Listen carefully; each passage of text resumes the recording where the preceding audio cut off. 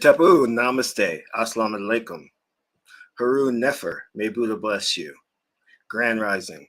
This is Qesankh by Keperu with another video for you. And in this video, I want to talk about why the ancient Egyptians white. But before I do that, I want you to hit the like button on this video. And if this is your first time to my channel, hit the subscribe button to get notifications on when I go live and when I upload recorded videos. If you want to know more about my spiritual teachings, you can scroll down below, click on any one of the links that will guide you to a free ebook with a lot of good information. And it's absolutely, like I said, free. But if you want to follow that rabbit down the rabbit hole and become a Patreon supporter, you can do so for as little as $1, $5, or $20 per month. And if you're a SARE level supporter, you'll get all your Oracle readings for free. So become a Patreon supporter today. So, lastly, share this video with family and friends so we can get this revolution started. Haru Nefer, how are you this great morning? Of course, I got up and I was doing my meditations and everything and getting ready for the day. And a thought came to me that I wanted to kind of express to my viewers.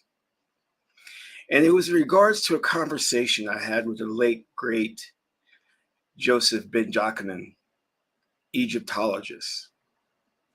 Now, if you're not familiar with him, he wrote a very, very intense book called The Black Man of the Nile and His Family. And here's the book, or here's one of my copies. This older copy. And this book is heralded as one of the great works on studying Egyptology. And I've always referenced that book throughout the years. And you still, I believe, still can get it. It's printed sometimes in different forms, so it may not be as big as this, maybe a little smaller, but you should be able to get it. And I would really recommend that you do, because the information in there is just excellent. Every home should have that, So I want to go back to the conversation I had with him on the phone.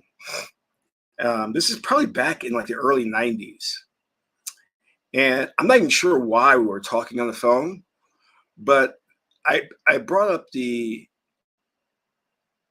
question of why does Hollywood, in spite of all the overwhelming evidence, still portray the ancient Egyptians as white Europeans?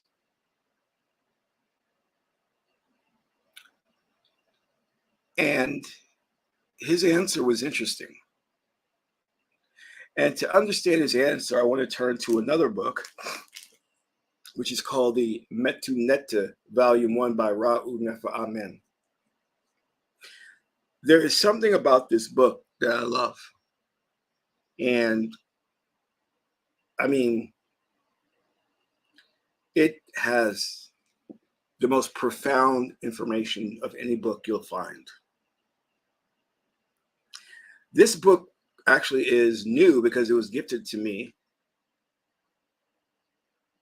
by a friend, Seker Nefer Tara, because my old book was falling apart. And one of the things that came up in the conversation was this book by Ra'u Nefer Amen, affectionately called Shechem or Shechem. But back to my question. So I asked Dr. Ben, why does Hollywood continue to portray the ancient Egyptians as white when there's overwhelming evidence to prove that they're black. And I'm not even just speaking about the information from Check Up the Diop, but there are other white Egyptologists who've come out and said that they were black. And his answer was this. He said that we don't have enough money to create a Hollywood studio of our own to make our own movies to counteract their propaganda. So at the time, that answer was sufficient. I understood what he was saying.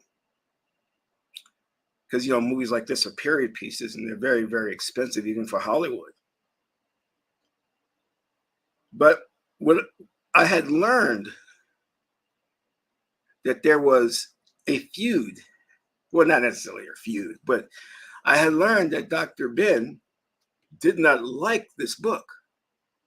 Now, I knew he didn't like it, but I didn't know to what degree. And he had some choice words for this book that I can't repeat. I mean, literally some really choice words. But, you know, me being very fond of this book, I then went to Ra Unefa Amen and asked him about this. Like I said, do you know that Dr. Ben has badmouthed your book? And it wasn't just because of my conversation on the phone. It was also publicly that Dr. Ben spoke out against the book. And Dr. Ben's main issue was that, and he's absolutely right, 100% right, you can't refute this fact, that the information in this book that Dr. Ben put together is firsthand, meaning he's gone to the archaeological digs. He's been to the pyramids. He's made the discoveries. He's moved in that circle of academia of Egyptologists. So in his mind, this book is merely an interpretation of the research that Dr. Ben and many other archaeologists have done. And one of the things that he said was, if you want to understand the ancient Egyptians, go to the source, and that's someone's interpretation. So I can understand where Dr. Ben was coming from. But then it kind of dawned on me. Now, this book, The Metanita Volume 1, does not present data in the way that Dr. Ben's book did. This book, like Dr. Ben's book, is presented with facts, all the citations to support it, things of that nature. And so is this book as well. But what this book presents that you won't find in Dr. Ben's book, is this book is meant to give you a spiritual way to live based on the ancient Egyptian religion. And that is the stark difference. And I think maybe that was bugging Dr. Ben in a way. So as I progressed and studied more with Dr. Ben, Dr. Clark, I began to see holes in what they were doing that greatly concerned me. And I voiced this many times on my channel. And those holes were, you know, you guys are going around and doing these talks, these speaking engagements, and you're packing the auditorium. And it's really great. They were packing the auditorium. It was crazy. You had to get there early. You didn't get a seat. But the one thing I said was, you're doing the exact thing that you're preaching against. See, you're so against the European system or model, but yet you're lecturing just like they are.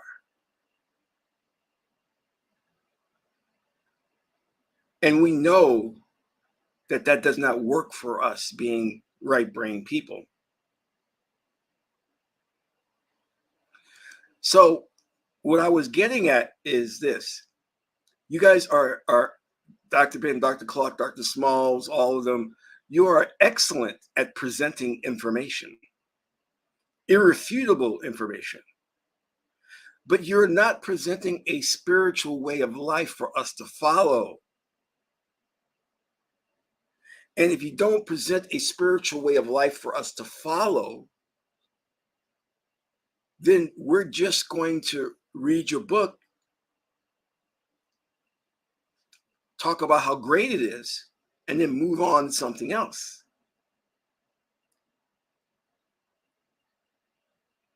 Because it doesn't present a spiritual tradition, a way of life for us.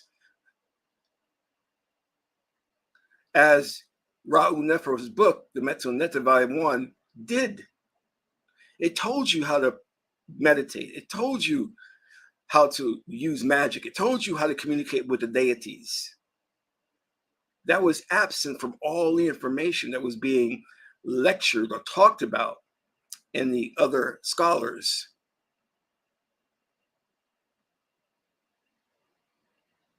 And I said, Dr. Ben, we need a spiritual tradition to follow.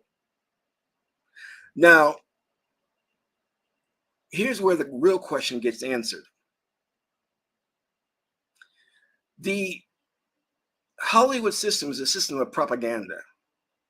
I think many people will agree, and I don't want to really go into that. You can see some of my older videos which talks about that and how they disseminate their information through the propaganda machine and the connections therein. But what I began to see as I started growing in knowledge is this. Although Dr. Ben's answer to me was correct, it really wasn't the solution.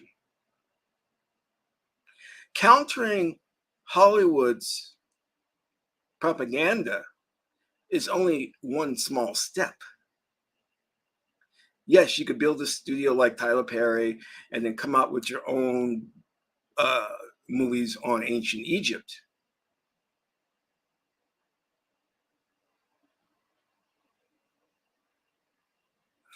But the real solution that would have forced Hollywood to rethink the way it portrays the ancient Egyptians if the masses of people, of African people, or ADOS FBA, were to put into practice and live a spiritual life based on the ancient Egyptian religion, if you want to call it religion, of Asar and Aset. If the majority of African Americans here in North America decided to start practicing the traditions and the morals of the ancient Egyptians en masse, that would have been a powerful message to Hollywood.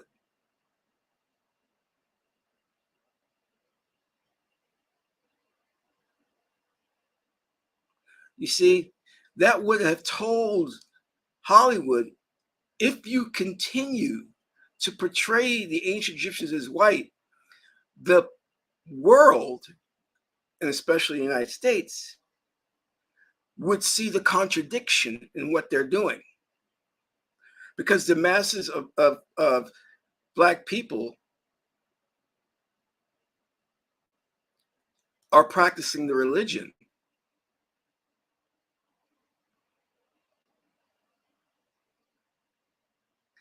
And it would only be a matter of time before Hollywood would have to alter what it's doing.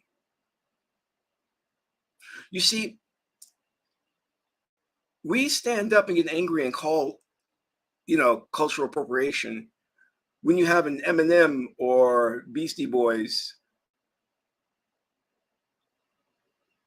come out as rappers. We all know and have spoken out against Elvis Presley for stealing his entire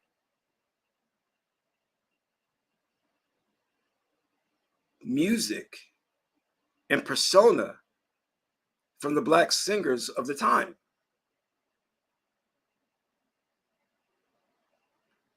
So if we had started to practice the Osar Aset religion, it would have presented a conundrum for Hollywood. It would have indirectly challenged Hollywood's images and representations of the ancient Egyptians. And they would put their back against the wall. I'm not saying they would just overnight abandon what they're doing, because it's a propaganda machine. You have to keep the propaganda machine going. And there's big money in portraying the ancient Egyptians as white. But the world would know that we claim this religion. We claim the legacy of those who built the pyramids for us.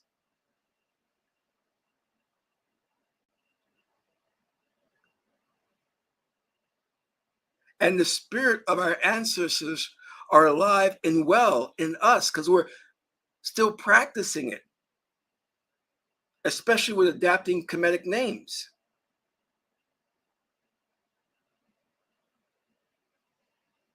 But instead, what did we do?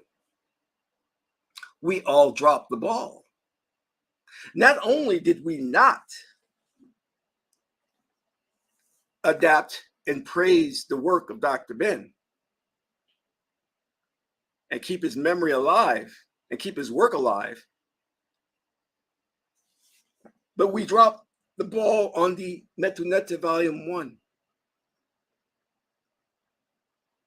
Meaning that when all of this came out back in the early 90s, it was the height of what we call as Afrocentrism. Was it Afrocentric? Yeah, Afrocentric knowledge, Afrocentric wisdom.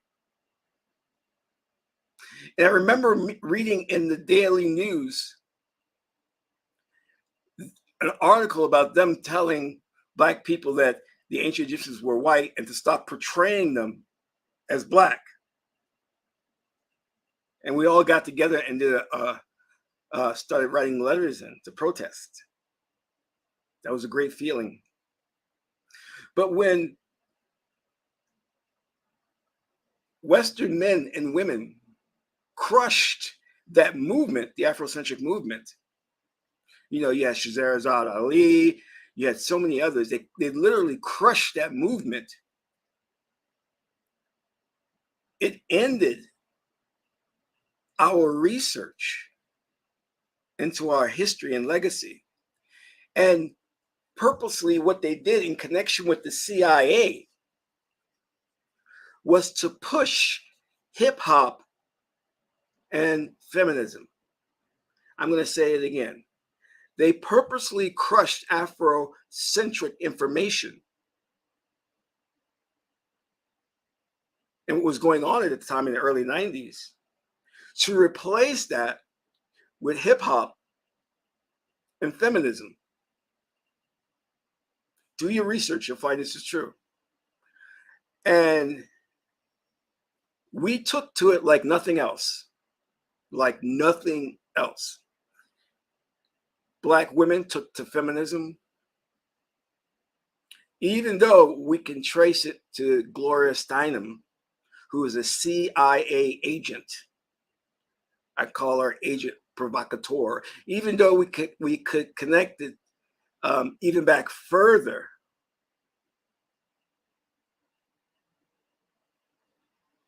With Margaret Sanger, a eugenicist, I said it right, eugenicist, who worked with the Nazis. Yeah, she has some disagreements with the Nazis. But the basis of her plan was to create Planned Parenthood and lower the birthing of non-white people. So this was all cooked up and conspired to kill any connection that we would have with our ancestors. You see, the Afrocentric movement was growing, and authors, Black authors, were coming out with books with these incredible facts and data about ancient civilizations in Africa that far exceeded anything in Europe, far exceeded the Greek and Roman periods. That they knew they had to do something about it. So they killed the Afrocentric movement, which was easy to do because we weren't practicing it as a spiritual tradition. We were just learning data and regurgitating that amongst each other. And then some of us would think that we learned, that we were smart, because we knew when the Moors conquered Spain and went on to Italy, or we knew that the first African, the first woman to ever be on the planet was an African woman named Dignish. We thought we were so educated. But yet what's missing from all of that was the truth of Ma'at, which is to know truth or understand truth, you must live it. We weren't living it. This is why Hollywood could do what they did in portraying the ancient Egyptians as white, because we never claimed that which was ours. But what we did do was claim rap and hip hop, so much so that we called it our religion and our way of life.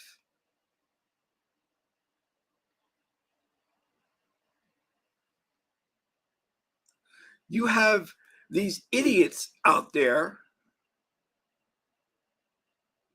who lecture on hip hop and talk about how it's their spiritual tradition, how it is the cultural de facto of Black people. Rap and hip hop is not our culture. It is not our spiritual tradition. Get that straight.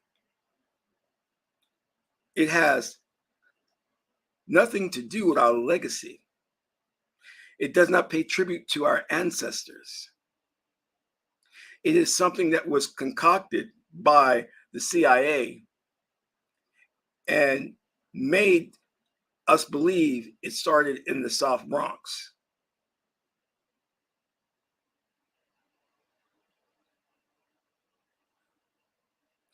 It is now their main propaganda machine.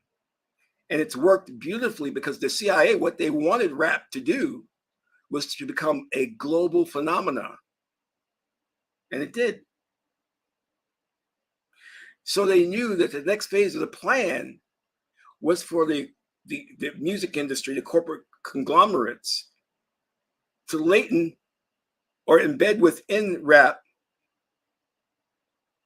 the emasculation of Black men and the degradation of Black women. And it worked. And it is still working. And they're taking it even further to the next level.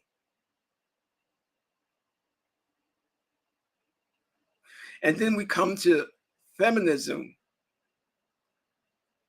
where they used white women like Gloria Steinem, Margaret Sanger, to heavily push that in Black communities. And Black women took it and drank the Kool-Aid. And now, instead of seeing the white man as their so-called enemy,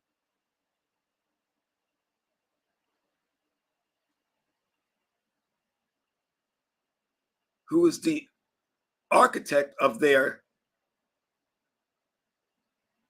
demise as a people,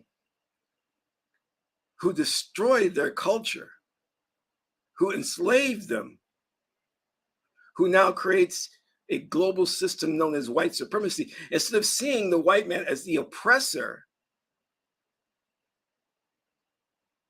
Gloria Steinem and her other operatives were successful in getting Black women to see Black men as the oppressors, Black men as the evil patriarchy, and thus developed misandry, thus developed the gynocracy, thus developed the matriarchy,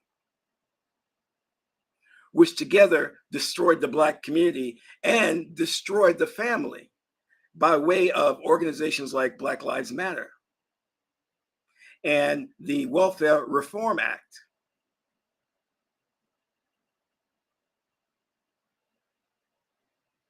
All these things were designed to break up the Black family, destroy the Black man, and use the Black woman as the proxy to go about this.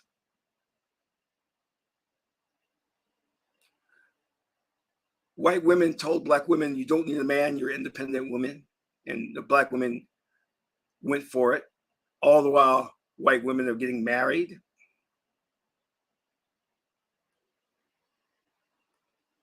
These white women told Black women that men are the enemy. All the while, white women were voting for Trump in droves.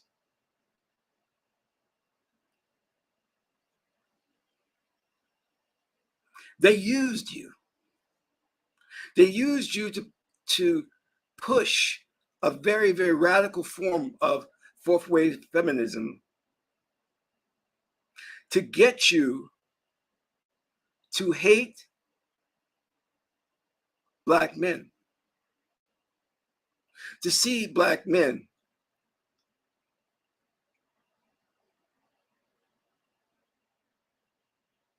as the devil.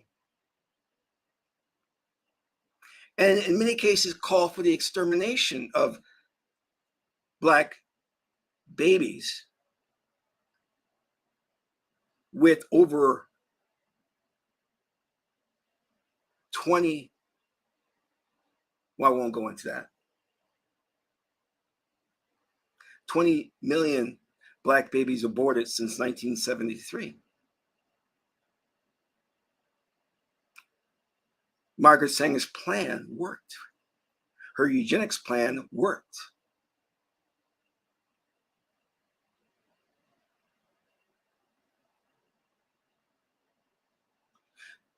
Instead of these Black women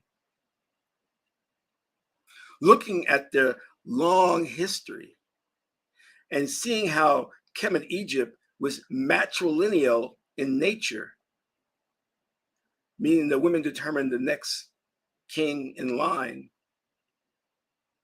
and that when you see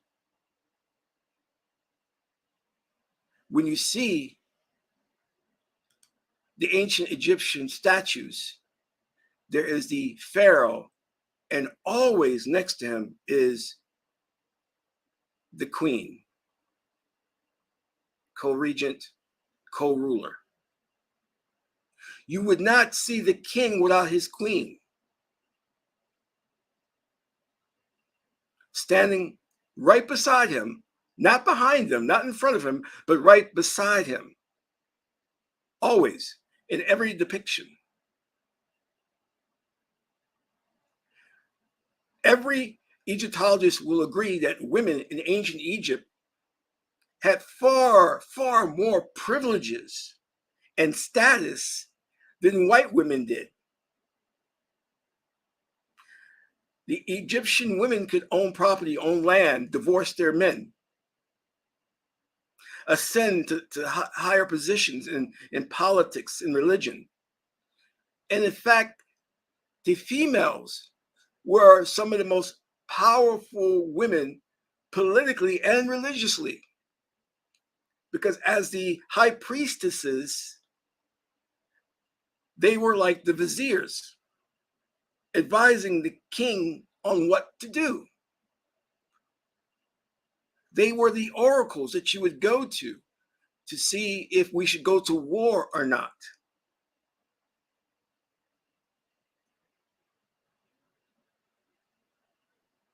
But instead of these Black feminists looking at that long history,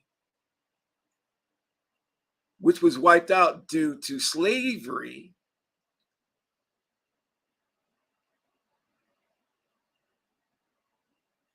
they chose to drink the Kool-Aid and became a force for their own oppression.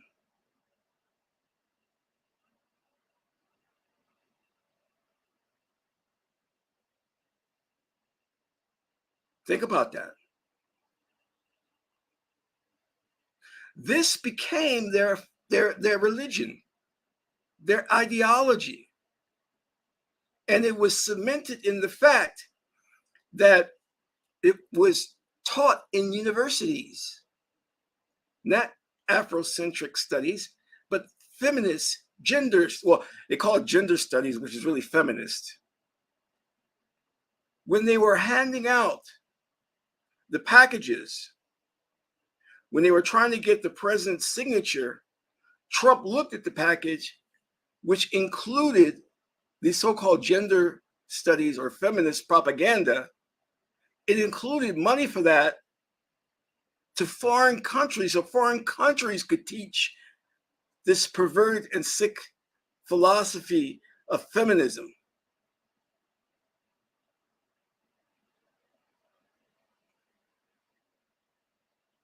This was the spreading and indoctrination of an ideology that is based on a lie. So I want you to understand that we were duped.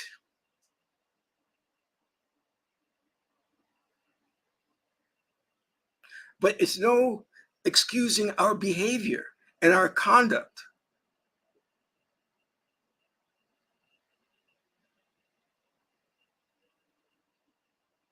You understand? It's no excuse for our conduct. We had two great men before us, Dr. Ben Jamakin and Raul Nefer Amin. And what did we do? We just ignored them.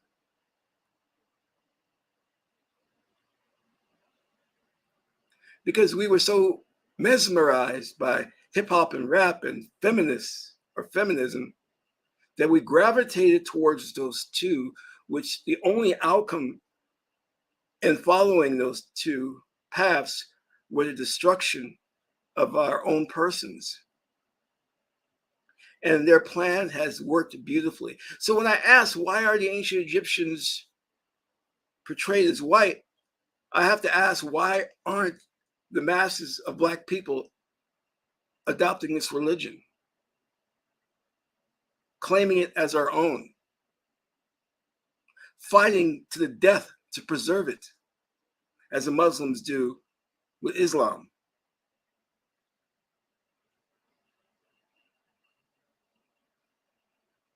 You have done this, Black man, Black woman. You have done this. Done what?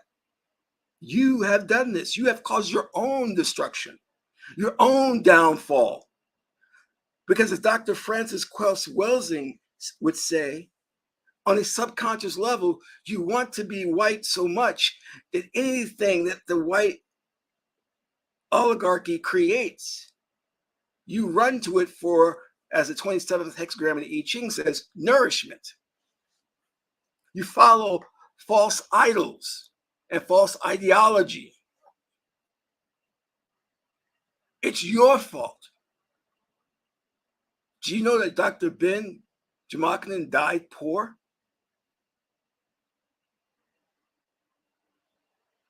But Frederick Casey Price died rich, Christian minister. It's our fault for allowing them to build mega churches in our community, for allowing them to take tithes or giving them money so they can buy their Rolls Royce and jet planes and new homes. It's our fault. Because the things that we claim are based on materialism.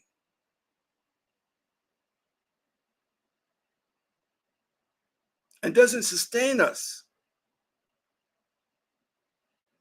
Every young black guy I see, or brother, wants to be a hip hop star, doesn't want to be an Egyptologist,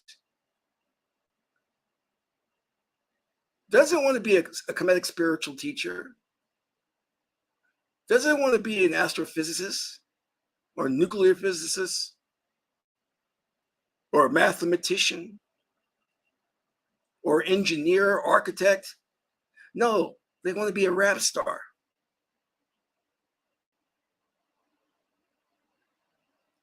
This sickness within us would have been corrected if we had just practiced the spiritual way of life and tradition that our ancestors left for us. There's a reason why there are hieroglyphics that are etched in stone, so it could last through the generations and one day be read by our generation and picked up and followed.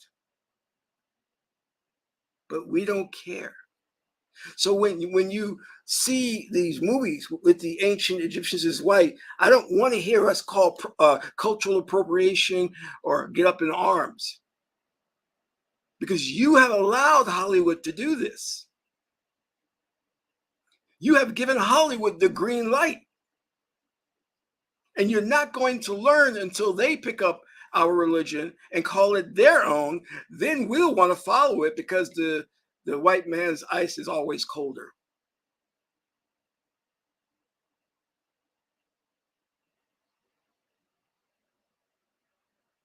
And now what we're seeing is the white man used us as the canary in the coal mine. So this whole thing about the feminist indoctrination and that is now happening to white males. They're being called evil, part of the patriarchy.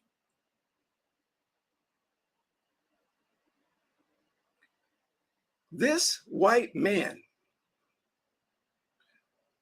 has circled the globe to wage war on every nation, most nations, so that his white woman can have luxury, technology, all of her wishes met.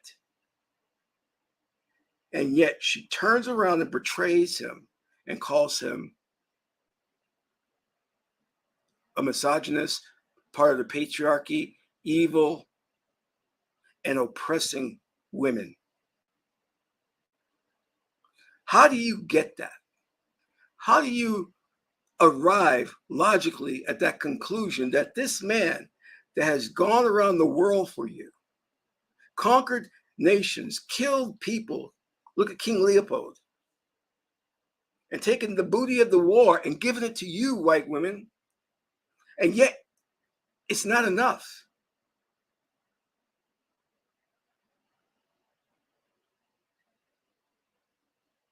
In your comfort, you didn't have to worry about fighting wars, because he was going out there enlisting in the military to fight for you. You could just sit back at home. You didn't have to work in the coal mines.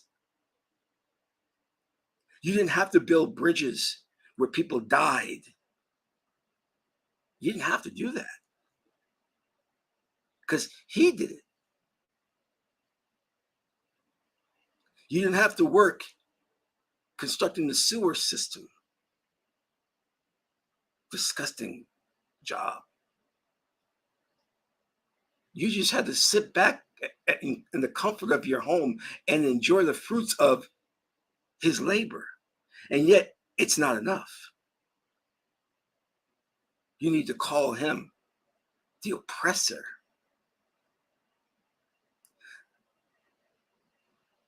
You had to call him chauvinist. You had to say that we're in a chauvinist society. Really?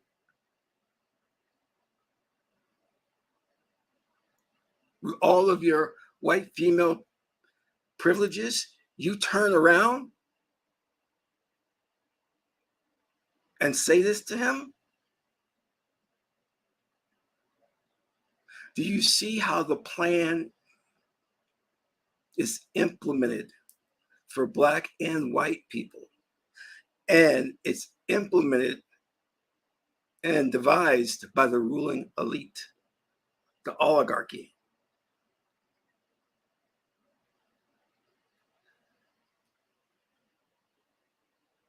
We need to start looking again at what is going on in the world with a very critical eye and stop digesting all of this information that comes out, because most of it is lies. Black women, you're not oppressed. White women, you're not oppressed. Get it straight. Black people, get back to your religion. Get back to your traditional way of life. And I guarantee if you do that, many of the problems that we see before us today will be eradicated. I want to thank you all for attending. Please hit the like button. And don't forget, please donate to the channel. It's important. It helps keep us going and spreading the word. And above all, covet your religion. Practice it. Covet your leaders. This is Qesankh Ma'akeperu, son of Ma'at and Tahuti. Ma'at is the beautiful goddess Heteru. Until my next broadcast, I'm in Ra.